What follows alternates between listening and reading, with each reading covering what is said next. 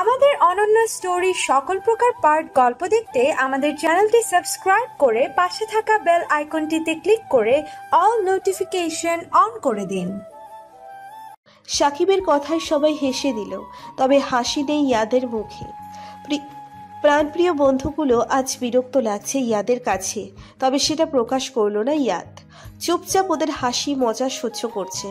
ইয়াদের বন্ধুরা মিলে ইয়াদকে জোর করে রেডি করিয়ে দিল, আর তারপর সবাই রওনা হলো কনের বাড়ির উদ্দেশ্যে। বর এসেছে শব্দ কানে আসতেই ইমার হার্টবিট বেড়ে গেল। সিঁদুর লাল কালার একটা বেনারসি পরেছে ইমা, সাথে গোল্ডেন কালারের হিজাব, ভারী ভারী স্বর্ণের গহনা, মুখে গাঢ় মেকআপ। দুধে আলতা গায়ের রঙের সাথে টকটকে লাল বেনারসিটা যেন একটু বেশি সুন্দরী করে তুলেছে ইমাকে। ইমা তার বরকে দেখতে কেমন হবে চোখ বন্ধ করে কল্পনা করতে চাইলে ইয়াদের টমেটার মতো লাল মুখ ভেসে উঠল ইমার চোখের সামনে। এমনটা কেন হলো তার উত্তর জানা নেই ইমার। ইয়াদের মুখটা ভেসে উঠতেই ইমার চোখ খুলে ফেলল। পাশে রাখা পানির গ্লাসের সব পানি ঢকঢক করে সবটা খেয়ে নিল। সবাই চলে গেল বর দেখতে। আরবার হামিদ ইয়াদ মেয়েদের থেকে অন্তত 10 হাত দূরত্ব বজায় রাখে সে।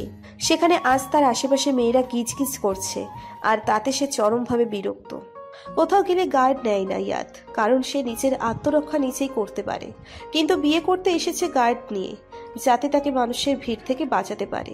ইমার ফ্রেন্ড রিকু বলল, দোস্ত তুই বস, আমি দুলাভাইয়ের একটা পিক তুলেই চলে আসবো। ইমা কাপা গলায় বলল, যাবি আর আসবি, একদম লেট করবি না, বলে দিলাম। রিকু বলল, প্রমিস, একদম লেট করব না। রিকু চলে গেলে ইমা একা বসে রইল। কেন জানি খুব ভয় করছে ইমার। হঠাৎ দরজা খোলার শব্দে ইমা সেদিকে তাকালো, কে এসেছে দেখার জন্য। দরজার দিকে তাকিয়ে ইমা থমকে গেল, কারণ তার মা দাঁড়িয়ে আছে সামনে। ইমা মুখ ফিরিয়ে নিল সেদিক থেকে। ইমার মা চোখ থেকে পানি গড়িয়ে পড়লে তাড়াতাড়ি মুছে নিল। ইমার পাশে বসে বলল, মাশাআল্লাহ, আমার মেয়েকে আজ অনেক সুন্দর লাগছে। ইমা তাচ্ছিল্যের হাসি দিয়ে বলল, আপনার মেয়ে? তাহিরা চুপ করে গেল ইমার প্রশ্নে। উত্তর দেওয়ার মুখ তার নেই। ইমার মা একটা এটা তোর জন্য, আমার দেওয়া বলে ফিরিয়ে দিস না, তোর বাবারও স্মৃতি জড়িয়ে আছে এতে। অভিমান ঠিক বাধা হয়ে দাঁড়ালো। তাহিরাও ইচ্ছে করছিল মেয়েটাকে একবার বুকে টেনে নিতে, কিন্তু সেই অধিকার তার আছে কিনা বুঝতে পারল না। ইমার মাথায় হাত রেখে বলল, আল্লাহর কাছে প্রার্থনা করি, জীবন যতটা দুঃখ তোকে দিয়েছে তার থেকে 1000 গুণ সুখ যেন তোর ভাগ্যে জুড়ে দেয়। একটা কথা মনে রাখিস মা, পৃথিবীটা বড্ড কঠিন। এখানে কারো অধিকার কেউ হাতে তুলে দেয় না, নিজের অধিকার নিজেকে আদায় করে নিতে হয়। জীবনে কখনো কঠিন সময়ের সম্মুখীন হলে আল্লাহ তাআলাকে স্মরণ করবি, তিনি ছাড়া আমাদের সাহায্য করার আর কেউ নেই। মন থেকে খুব বেশি দুর্বল হয়ে পড়লে জায়নামাজে দাঁড়িয়ে যাবে, আল্লাহর কাছে ধৈর্য প্রার্থনা করবি। এটুকু বলে দম নিয়ে আবার বলল, ভালো থাকিস মা, একদিন হয়তো এই অপরাধী মাকে বুঝতে পারবি, সেদিনের অপেক্ষায় থাকলাম। কথাগুলো বলে ধীর পায়ে বের হয়ে গেল তাহিরা, আর সেদিকে ছলো ছলো চোখে তাকিয়ে রইল ইমা। জীবনটা এমন বিচিত্র কেন হয়, এর উত্তর কি আছে কারো কাছে? ইমা ঝাপসা চোখে বুঝতে পারল দরজা দিয়ে ঝড়ের গতিতে কেউ প্রবেশ করে ওর সামনে এসে বলল। রিকু এক্সাইটমেন্টের জন্য কথা বলতে পারছে না। বর দেখে তার চোখ কপালে উঠে গেছে, তাও হাঁপাতে হাঁপাতে বলল, ইমা, তোর বর কে জানিস? ইমা চোখ মুছে চিন্তিত গলায় বলল, কে? রিকু আরো বেশি এক্সাইটেড হয়ে বলল, আবরার হামিদ ইয়াদ, নাম শুনেছিস? হামিদ গ্রুপ অফ কোম্পানির নিউ এমডি, বিজনেস জগতের প্রিন্স বলা হয় যাকে, আর মেয়েদের হার্ট থ্রোব। ইমা চোখ বড় বড় করে বলল, কি?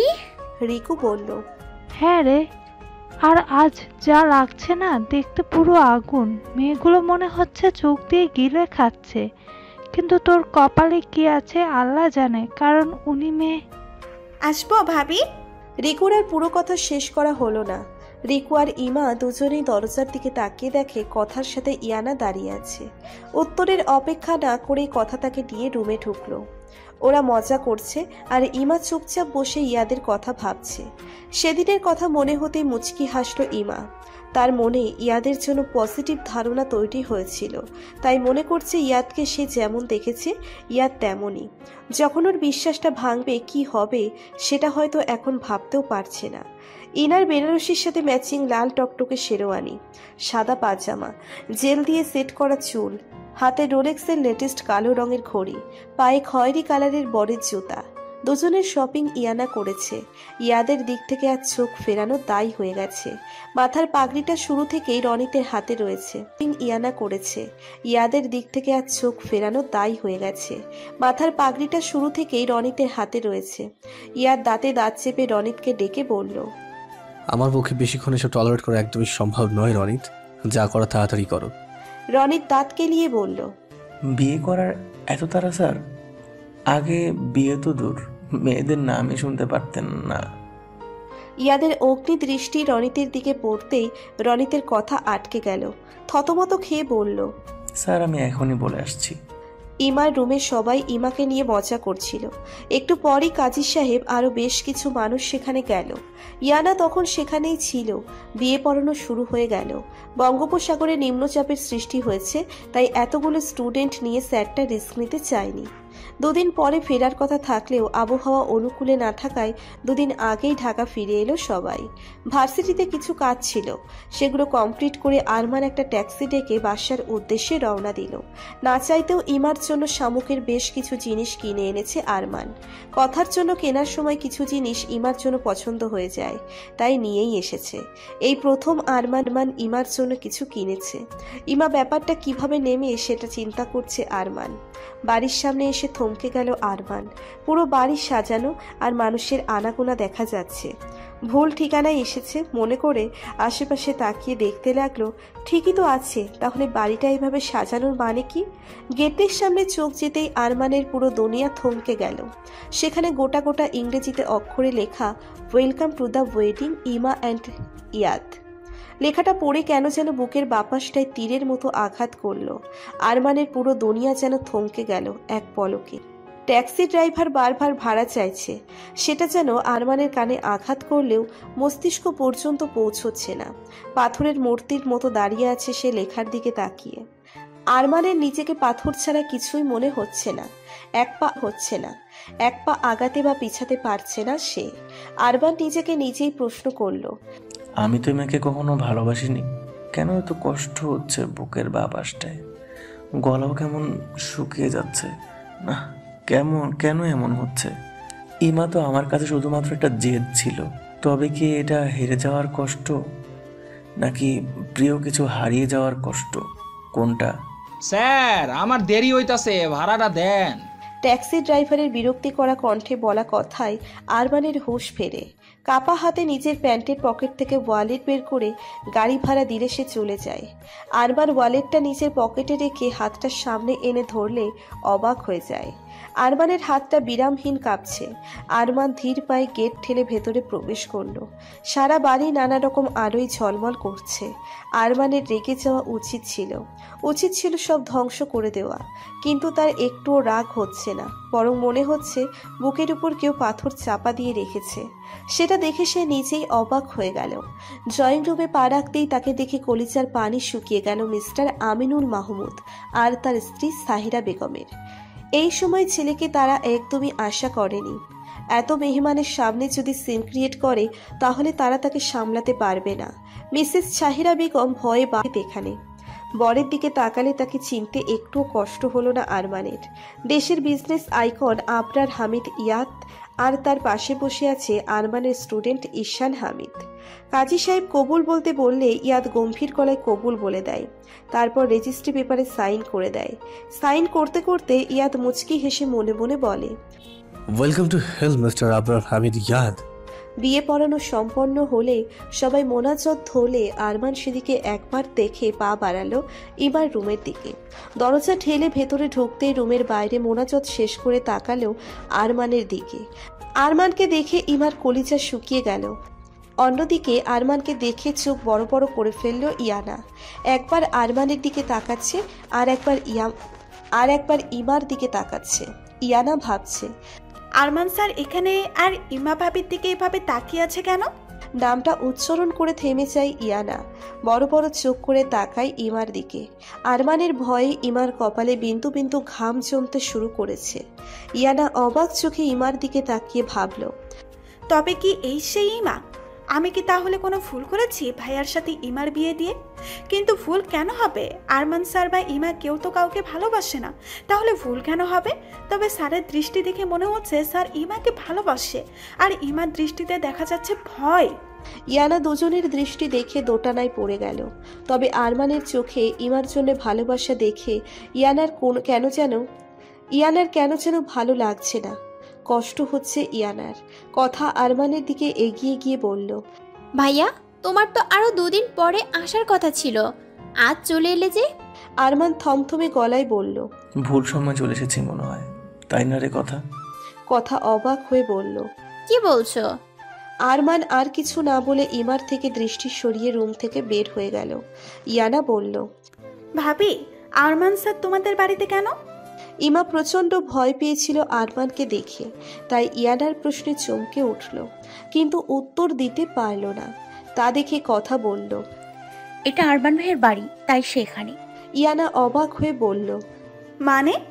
কথা ইয়ানার পাশে গিয়ে বসে বলল, মানে হচ্ছে আরমান ভাইয়া আমার আপন বড় ভাই, আর ইমাপুর খালাতো ভাই। কথাটা শুনে রিকু ছাড়া সবাই অবাক হয়ে গেল। তারা বুঝতে পারছে না ইমা আরমানের খালাতো বোন, সেটা ভার্সিটিতে হাইট কেন করেছে। ইমা চুপচাপ বসে আছে, আরমান তাকে কোনো রকম অপমান না করে চুপচাপ চলে গেল। ব্যাপারটা ঠিক হজম হচ্ছে না ইমার। কারণটা খুঁজতে ব্যস্ত হয়ে পড়ল ইমা। Hello guys. ঈশান রুমে ঢুকে সবাইকে হ্যালো বললে সবাই তার দিকে তাকায়। ঈশান কথাকে দেখে অবাক হয়ে যায়, তবে কথার তেমন রিয়াকশন নেই, সে ঈশানের দিকে তাকাচ্ছেও না। কারণটা ঈশান বুঝতে পারল না। ঈশান ইয়ানার দিকে তাকিয়ে বলল, ভাইয়া তোকে ডাকছে আপু। ইয়ানা বলল, আমাকে কেন ডাকছে? ঈশান বলল, ভাইয়া কিছু বলবে হয়তো তোকে, চল। ইয়ানা কথা না বাড়িয়ে রুমের বাইরে চলে গেল, আর ঈশান কথার দিকে একবার তাকিয়ে সে নিজেও চলে গেল। ইয়ানা ইয়াদের পাশে গিয়ে বসে বলল, ভাইয়া তুমি আমাকে ডাকছিলে? ইয়াদ থমথমে গলায় বলল।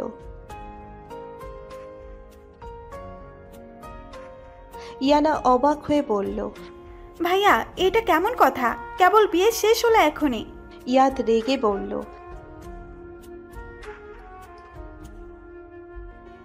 ইয়ানা বলল, ওকে ওকে, রাগ করো না, আমি দেখছি কি করা যায়। ইয়াদ কখন এখান থেকে উঠে চলে যেত। সবার থেকে বিদায় নিয়ে ইমা গাড়ির দিকে এগিয়ে যাচ্ছে, আর তাকে ধরে নিয়ে যাচ্ছে কথা আর ইয়ানা।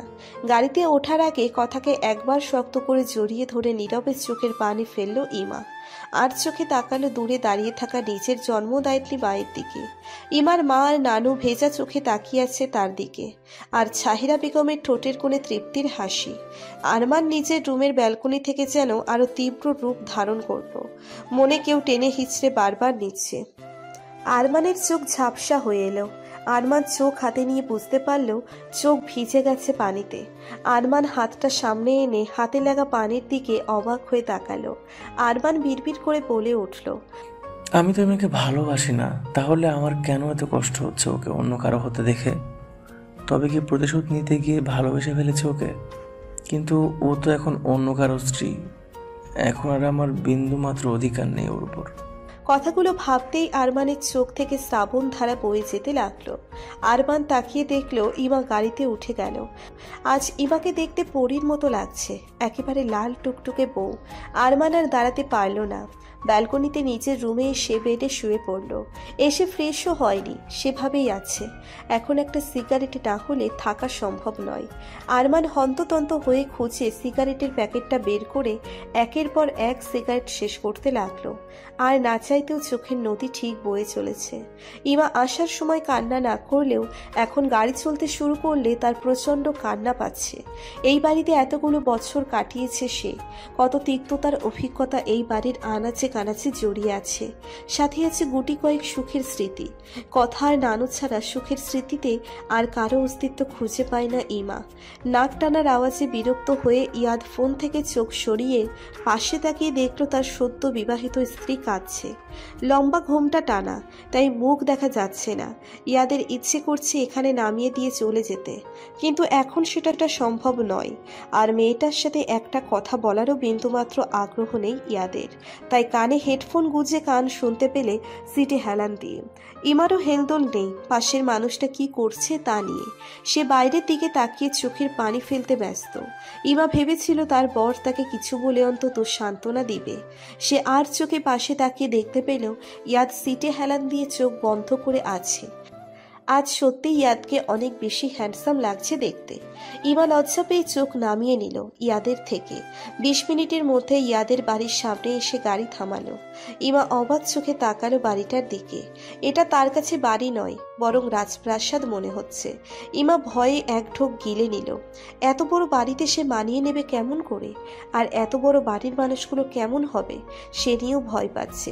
গেট পেরিয়ে ভেতরে প্রবেশ করে গাড়ি থামতেই ইয়াদ 1 সেকেন্ড ওয়েট না করে গাড়ির দরজা খুলে বের হয়ে গেল। ইমা তার দিকে অবাক চোখে তাকালো। সারা রাস্তা একটাও শব্দ উচ্চারণ করেনি, এখন আবার এমন করে চলে গেল। ইমা ভাবছে